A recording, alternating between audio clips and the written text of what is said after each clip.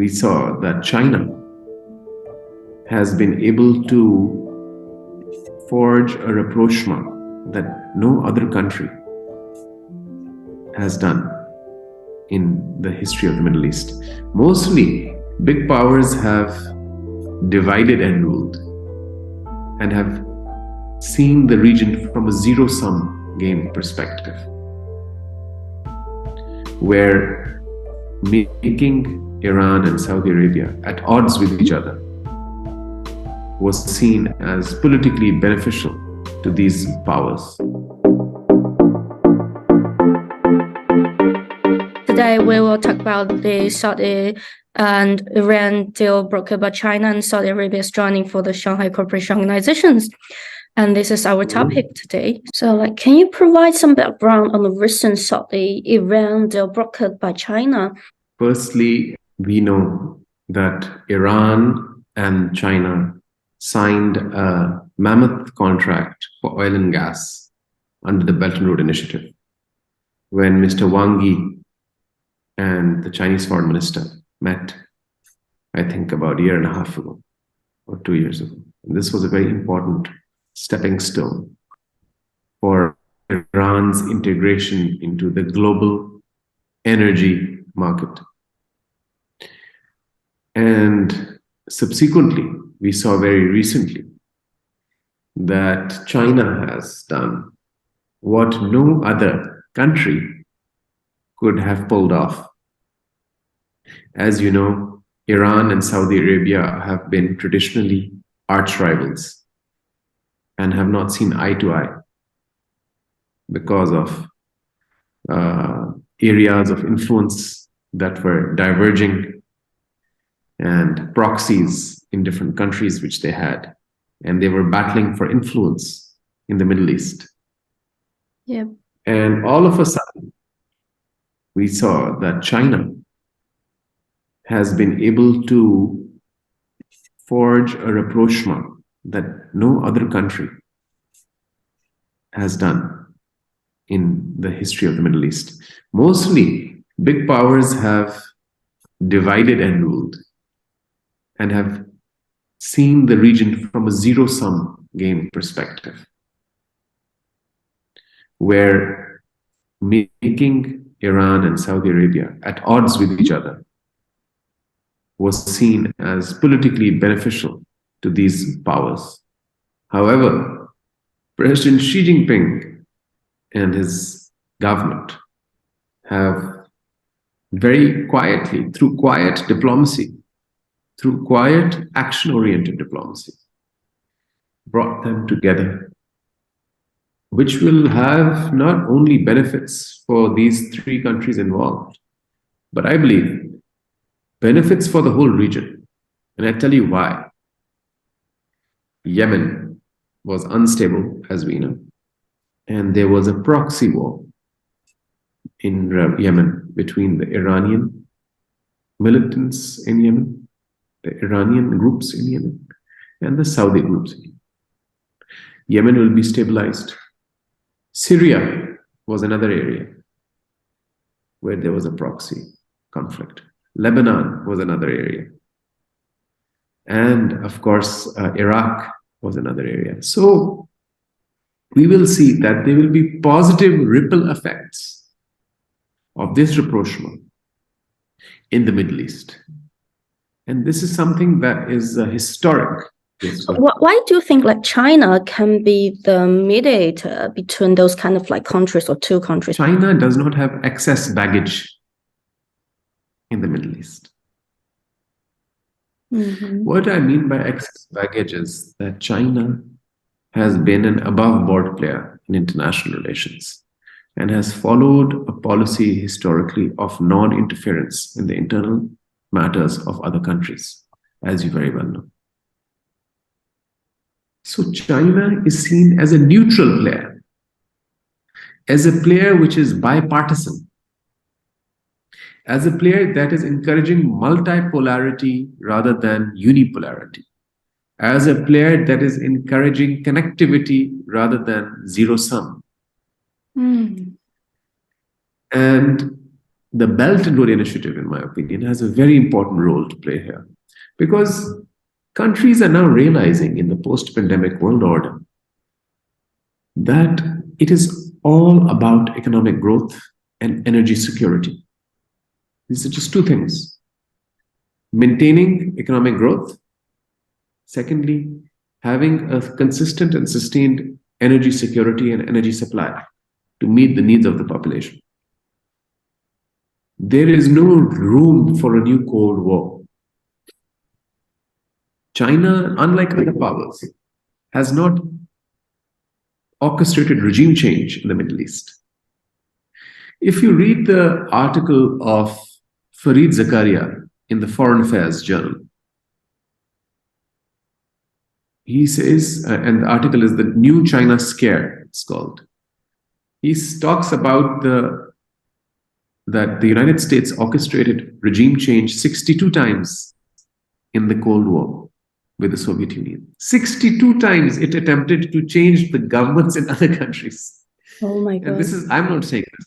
This is being said by a top American expert. Yeah. So China has the advantage, the leverage, the branding of a country which is above board, which is neutral, which is acceptable to all players, and which is why it has been able to pull off this huge diplomatic coup. Actually, do you think it has the potential to ease tensions between like Saudi Arabia and Iran in the long term for a long period of time? I think that it certainly has the potential to ease ties, because this is a win-win for everyone. You see, you have to look at the interests of these countries. Let's go one by one. Let's talk about Iran first. Iran, as you know, has been under sanctions for a long time. And Iran has oil, it has gas. But because of sanctions, it has been unable to completely integrate into the international economic market, right? Yes. It is trading with countries like China, Venezuela, and other countries. It is doing business, but limited. And it is doing it through ways and means which are not easy because of sanctions. And many companies refrain from working with Iran because of sanctions. The implementation of sanctions is through the US dollar.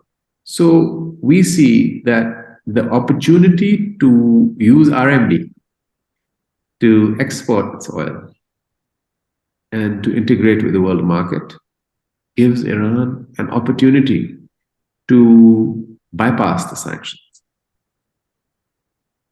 and grow economically. Number one. Saudi Arabia. As you know, madam, Saudi Arabia had a long time partnership with the United States. It was called Oil for Security. Oil for Security. As long as Saudi Arabia plays ball and gives oil to the United States at the price and determines the prices of oil in the world as per the requirements and suggestion and advice of the United States, the US will protect the kingdom of Saudi Arabia with the US military and make sure that the territorial integrity of Saudi Arabia remains intact. But we saw that when Biden came, and before Biden also, the relationship between Saudi Arabia and Washington started to deteriorate.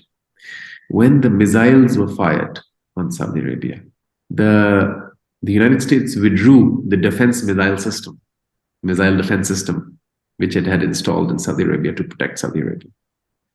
And the Washington did not come to the rescue of Saudi Arabia.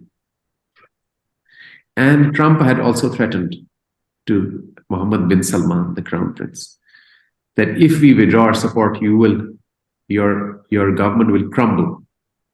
And then Biden also put pressure.